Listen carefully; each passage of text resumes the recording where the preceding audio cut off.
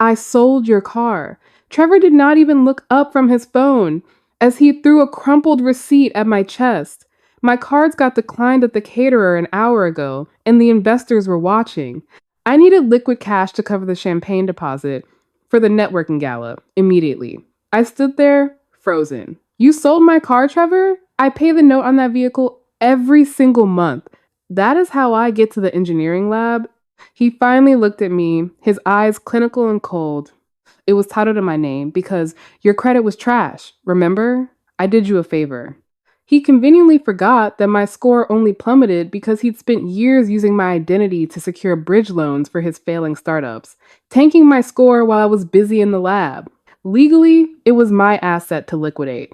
Next time, buy a better car, if you want it to matter. Welcome to Sibling Scars and Revenge. Being out on the road today makes me think about how family can be our coldest creditors. While I drive, please tell me where you're listening from and the time. I'll check everything once I pull over. But back to Destiny, the night was about to get much colder. The radiator in the penthouse hissed, a low, expensive sound that usually signaled comfort. But at 2 a.m, that warmth felt like a lie. My bedroom door hit the wall with a violence that rattled the frame. Trevor stood in the doorway, a large black garbage bag gripped in his hand. He tossed it onto the floor. It landed with a heavy, plastic thud. Get up, he said. His voice was not loud, but it carried a manic irritation I had learned to navigate like a minefield. Claire needs this room. She is doing a closet reveal for her live stream tomorrow, and your presence is ruining the aesthetic of the floor plan. I sat up, the air hitting my skin like a blade. Trevor, it is 2 a.m. Detroit is under a polar vortex. It is minus 15 degrees outside. I do not care about the weather, he snapped, kicking the bag toward me. You are cluttering up my house. I packed for you. Consider it a courtesy. Now, get out. I looked at the bag. He had not packed. He had shoveled the top layer of my life into a sack, like yard waste. I stood up and put on my boots. I did not cry. I did not beg. A younger version of me would have pleaded for him to be reasonable, apologizing for the simple crime of existing. But that version of me had evaporated.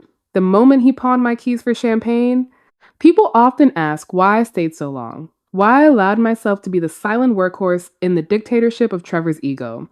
They do not understand the invisible chains of the survivor. For years, I believed that if I worked hard enough, if I paid enough of his bills, I could earn the right to belong. It was a psychological house of glass. My silence was not weakness. It was a survival tactic. I was a guest in a toxic partnership, mapping every exit, while I waited for the terms to be breached so severely that the contract would finally burn. That moment was now. I walked past the master bedroom, where Claire was already complaining about the ring light settings. I walked out the front door and let the lock click into place. When the elevator doors opened to the street, the cold hit me like a physical blow. The air was so sharp, it felt like inhaling powdered glass. I hoisted the bag over my shoulder and started the walk toward the industrial district. It was a 3-mile hike through frozen slush and biting wind.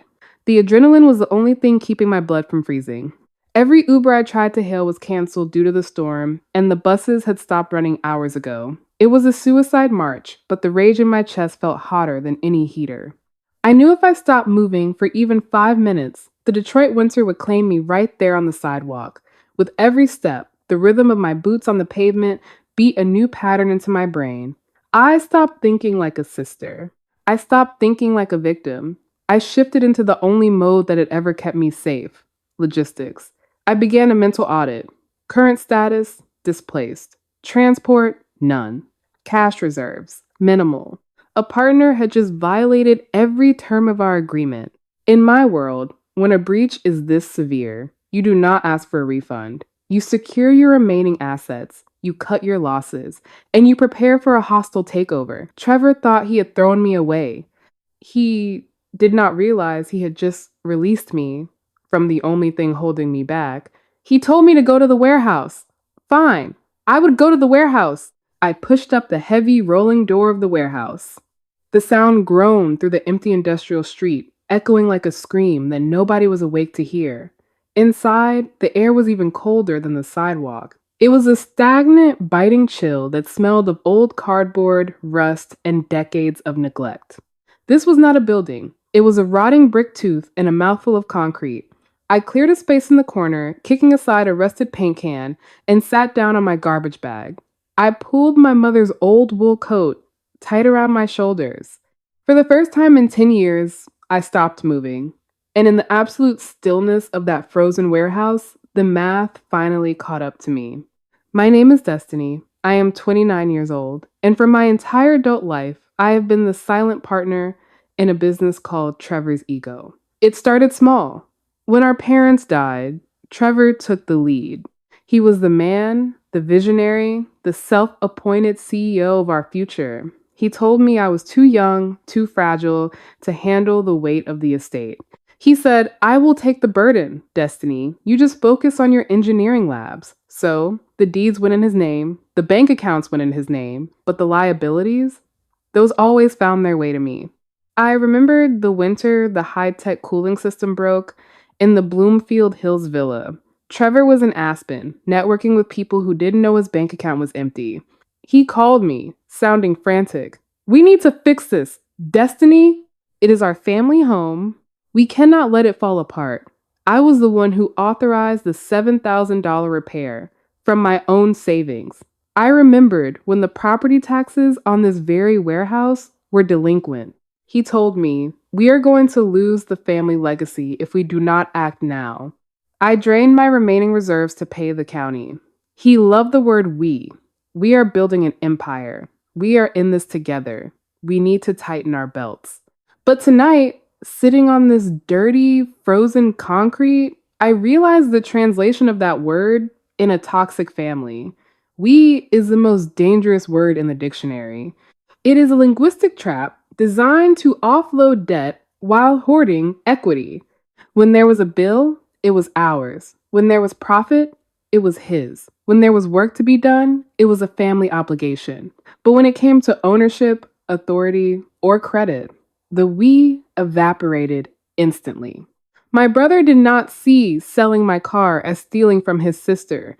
He saw it as liquidating an asset that belonged to the corporation of Trevor. I was just an employee who had gotten too comfortable thinking she had rights. He kept me poor so I would stay dependent. He kept my credit score low so I could not buy my own place. He engineered my desperation so that living in a warehouse would feel like a mercy rather than a punishment. He called this place a burden. He called it a rock that was dragging down his portfolio. But as I stretched out on the hard floor, using my bag of clothes as a pillow, a strange thought occurred to me. Trevor never came here. He was terrified of dirt. He was terrified of manual labor. He treated this warehouse like a radioactive zone, only useful as a tax write-off on a balance sheet. He had not set foot inside these walls in 5 years. That meant he did not know what was in the corners. He did not know what was behind the drywall. He thought he had exiled me to a prison. He did not realize he had just given me sole custody of the only thing he had not managed to ruin yet. A week had passed, and the Detroit winter was beginning to show its teeth. The blizzard outside was screaming, throwing sheets of ice against the metal siding of the warehouse, until the entire building groaned under the weight. Inside, the temperature had dropped so low that my breath hung in the air like a thick, white ghost.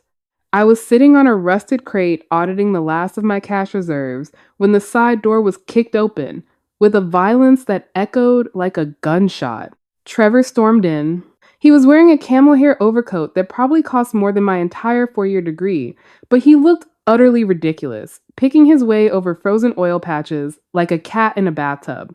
He did not say a word of greeting. He just pulled a red envelope from his pocket and threw it at my chest. It hit me and fluttered to the frozen concrete. Pay it, he snapped. I picked it up. It was a final notice from the Detroit Department of Environmental Quality.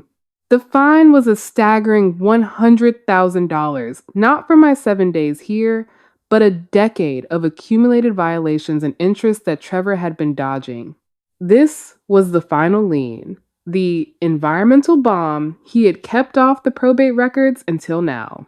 The city finally tracked the deed to this address. Trevor snapped, and since you're the one currently occupying this dump, it's your legal nightmare now. Fix it Destiny, I am not paying to keep the heat on in this dump. I haven't used any power, Trevor, I said.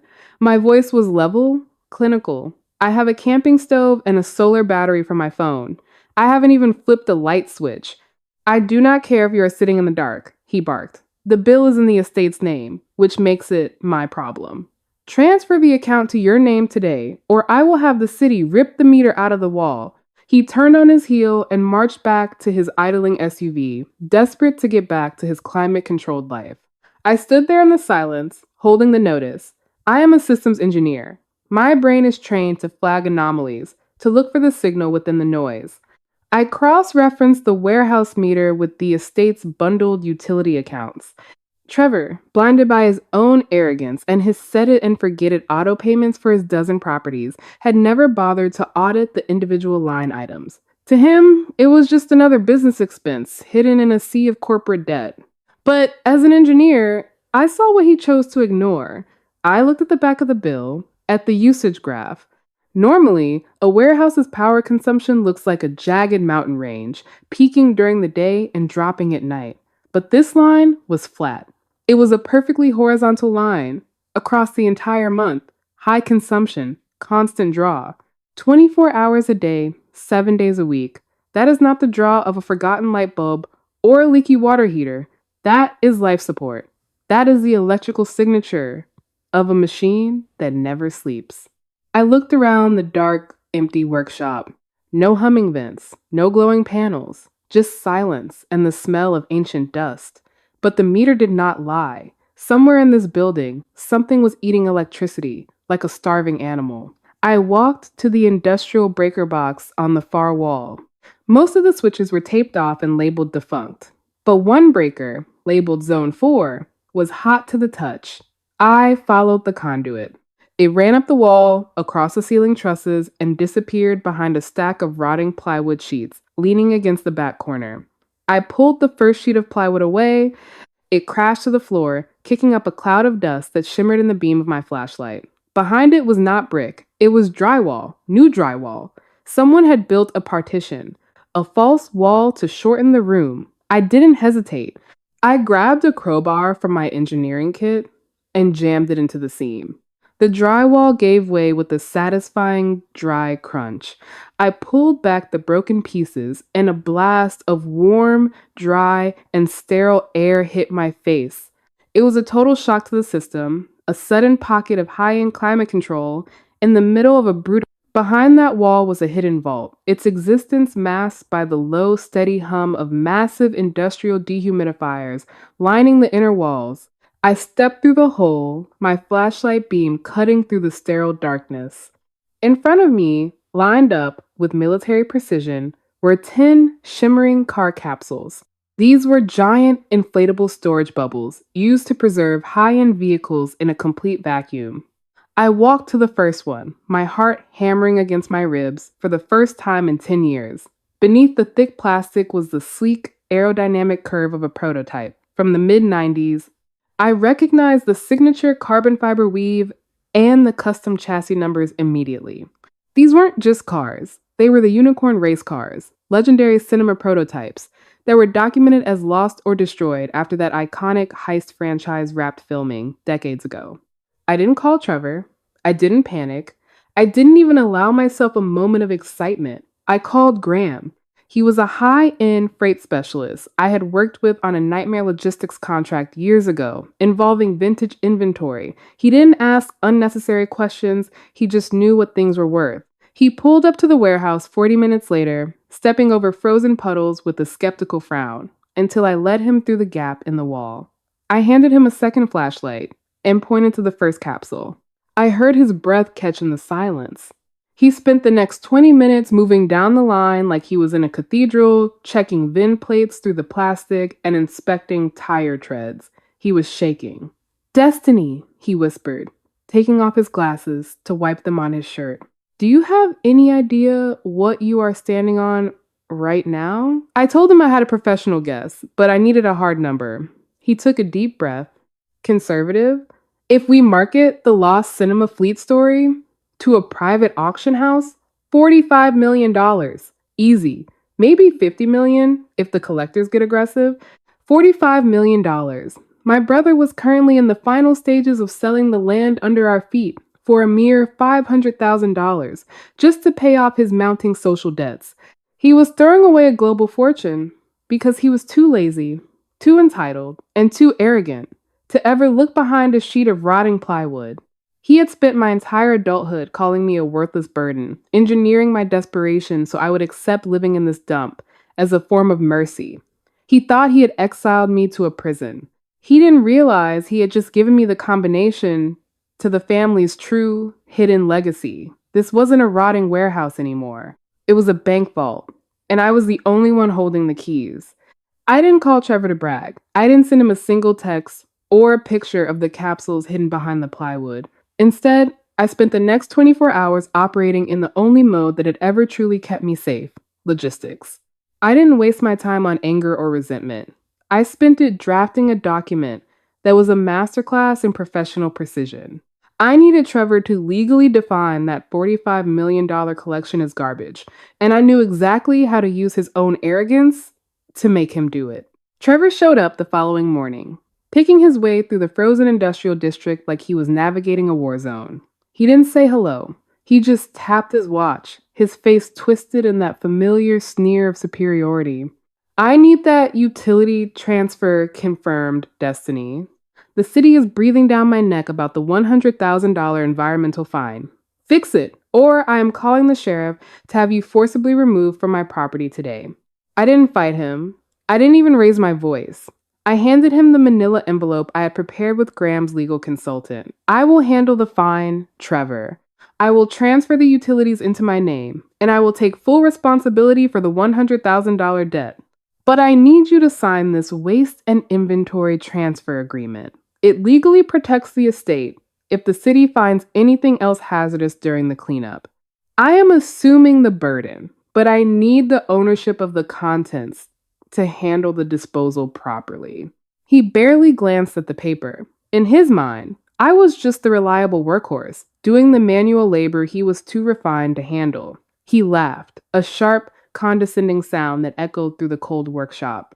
You really are desperate to live in this dump, aren't you? Fine. If you want to pay my debts and shovel my trash, go ahead. You were always so much more useful as a servant than a sister anyway.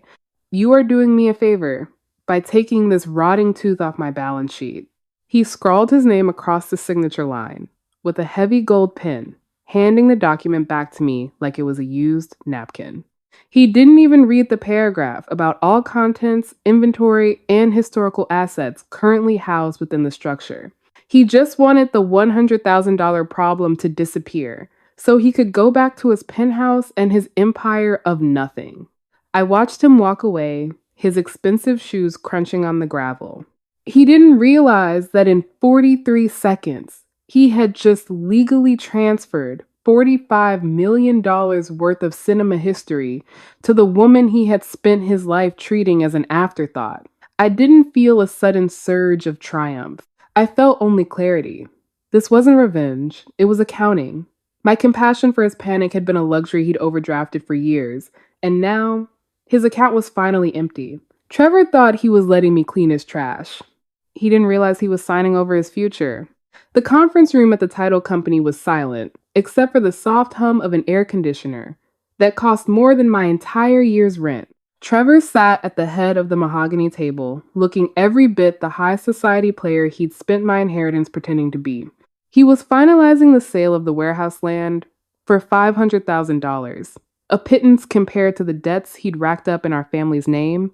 As he signed the final deed, he looked over at me, his smile dripping with a familiar, oily condescension. I hope you enjoyed your week playing house in that landfill, Destiny, he said, loud enough for the lawyers to hear. At least now you'll have a few $1,000s from your trash disposal contract to find a real apartment. Maybe something with a door that actually locks? Claire giggled beside him, her eyes fixed on the new designer watch she'd likely bought on a credit card I was still technically paying for. I didn't smile.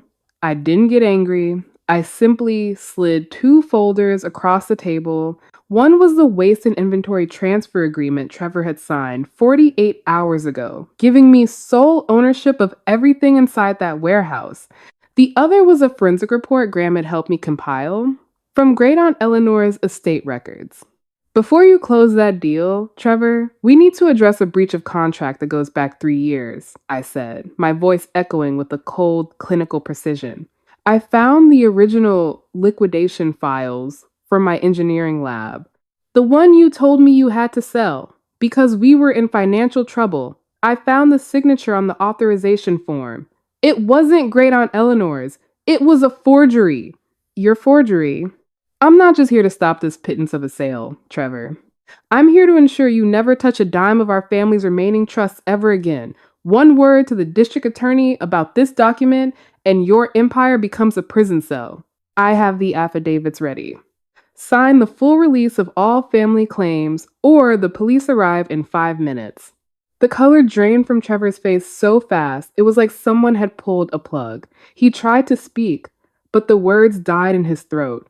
You're being dramatic, Destiny. That's an old story. It doesn't matter now. It matters to the authorities, I replied, opening my laptop. But what matters more is what you just did. You legally defined the contents of that warehouse as hazardous waste and signed them over to me to avoid a $100,000 penalty. I just received this email from a premier international auction house. The 10 unicorn prototypes I found behind the false wall, the ones you were too lazy to ever look for, have been insured for $45 million. Trevor stood up so quickly, his chair toppled over. He looked at the screen, at the $45 million figure, and then at the waste transfer document with his own signature on it. He looked like he was about to faint. This was the exact moment his rented identity began to disintegrate. I realized then that Trevor's entire sense of power was an illusion built on a foundation of stolen status. People like him only feel important when they have a balance sheet to hide behind. They confuse having wealth with being a person of value. Without his titles, without his penthouse, and now without the cars he'd literally given away to the sister he despised, he was nothing but a hollow shell. He hadn't just lost a fortune, he had lost the only thing that made him feel real. You can't do this, he whispered, his hands shaking as he reached for the folder. That's my inheritance. That's my life. No, Trevor, I said, standing up and closing the laptop with a decisive snap. You legally defined it as trash. And I'm just doing what I've always done for this family. I'm taking out the garbage. I've come to realize that some people spend their whole lives trying to build a pedestal out of other people's sacrifices. Trevor was so focused on looking the part that he forgot to actually do the work. If you find yourself in a similar situation, being the one who carries the load while someone else takes the credit, remember this: your value is not what they say it is. Your value is in your ability to see the signals they ignore. My brother thought I was trash, but he was the one who couldn't see the gold behind the drywall. Forgiveness isn't always for the other person. Sometimes, walking away with everything they were too lazy to earn is the only way to set yourself free. If you've ever been made to feel like the trash of your family while being the one who keeps the lights on, share your story below. You aren't alone, and your vault is waiting to be found. Don't forget to like and follow for more stories of justice.